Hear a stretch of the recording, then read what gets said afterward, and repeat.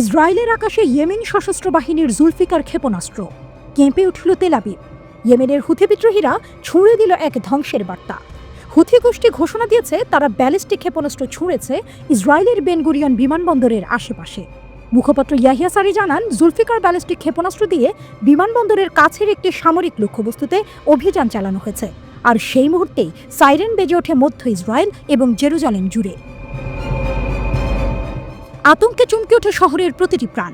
Times of ইসরায়েলের report অনুযায়ী Israeli বিমান প্রতিরক্ষা বাহিনী ক্ষেপণাস্ত্রটি প্রতিহত করেছে।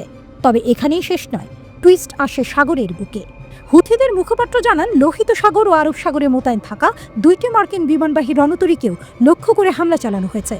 সঙ্গে ছিল তাদের এসকর্টিং যুদ্ধজাহাজ। এই একই সময়ে ইয়েমেনের রাজধানী সানার আকাশে মার্কিন একটি MQ-9 ড্রোনকে তারা গুলি করে নামিয়েছে। মুখপাত্র স্পষ্ট বলেন, সানার আকাশে শত্রু আচরণ চললে আকাশটাই রণক্ষেত্র হবে। এরপর আসে এক ভয়ঙ্কর হুঁশিয়ারি। আমেরিকার সামরিক আগ্রাসন যত বাড়বে, পাল্টা হামলা তত ভয়ঙ্কর হবে। সংঘর্ষ বাড়বে, যুদ্ধ জ্বলে উঠবে। এই ঘোষণা এমন এক সময় এসেছে যখন মার্চের মাঝামাঝি আমেরিকার প্রাক্তন প্রেসিডেন্ট ডোনাল্ড ট্রাম্প হুথিদের বিরুদ্ধে নির্ধারক ও শক্তিশালী সামরিক পদক্ষেপ নেওয়ার নির্দেশ দেন। এরপর তিনি হুমকি দেন হুথিদের সম্পূর্ণ ধ্বংস করে দেওয়া হবে। কিন্তু বাস্তবতা বলছে ভিন্ন কথা। হুথিরা রুখে দাঁড়িয়েছে, শুধু দাঁড়ায়নি, বরং আঘাত হানছে সুনির্দিষ্ট কৌশলে। হুকটা এখানেই, হুথিদের যুদ্ধ শুধু প্রতিরোধ নয়, তা এখন ভূ রাজনৈতিক দাবার চাল। 2023 সালের নভেম্বর থেকে হুথিরা লোহিত সাগর, আরব সাগর, বাব আল মান্দাব প্রণালী ও আদিন উপসাগরে চলাচলকারী জাহাজগুলিকে লক্ষ্য করছে। তাদের ভাষায় এটা গাজার ফিলিস্তিনিদের প্রতি সহিংসতার অংশ। গাজা উপত্যকায় গত 18 মাস ধরে ইসরায়েলের নৃশংস হামলায় নিহত হয়েছেন 51,000 জনেরও বেশি। প্রতিশোধের আগুনেই যেন জ্বলে উঠছে ইয়েমেনের আকাশ। এই বছরের জানুয়ারিতে হামাস ও ইসরায়েলের মধ্যে যুদ্ধবিরতি ঘোষণা করা হয়েছিল। তখন হুথিরাও তাদের আক্রমণ বন্ধ রেখেছিল। কিন্তু টুইস্ট আসে গত মাসে। ইসরায়েল আবার গাজায় বিমান হামলা শুরু করলে হুথিরাও আবার ফিরছে আগের আগুনে, আগের চেয়ে বেশি জোরে, আরও নির্দিষ্ট লক্ষ্যে। এই বার্তা এখন আর গোপন নয়, এটি স্পষ্ট।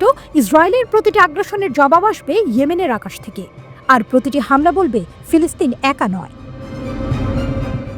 ইসরায়েল পর্যটনের মৌসুমকে অর্থনীতি কাজে লাগাতে যুদ্ধপূর্ব পরিস্থিতির মতো বিমানের ফ্লাইটগুলো ফিরিয়ে আনার চেষ্টা করছে।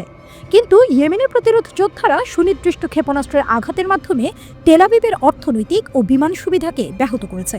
অধিকৃত জেরুজালেমের একটি ট্রাভেল এজেন্সির CEO বলেছেন, হুথিরা ঠিকই জানে তারা কি করছে। তারা বিমানবন্দরকে লক্ষ্য করে আঘাত হানছে, কারণ তারা জানে যে পর্যটনের ক্ষতি করলে ইসরায়েল অর্থনৈতিক ও মানসিকভাবে ক্ষতিগ্রস্ত হবে, এবং এই কৌশলটি কাজ করছে। ফার্স্ট নিউজ এজেন্সির বরাত দিয়ে পার্স টুডে জানিয়েছে, American website media line Israeli বিমান চলাচল কর্মকর্তাদের উদ্ধৃতি দিয়ে একটি প্রতিবেদনে লিখেছে যে ইয়েমেনি বাহিনী বেন গুরিয়ন বিমানবন্দরে আক্রমণ বৃদ্ধি করলে বেশ কয়েকটি বিদেশি বিমান সংস্থা অবিলম্বে ইসরায়েল থেকে সরে আসার হুমকি দিয়েছে।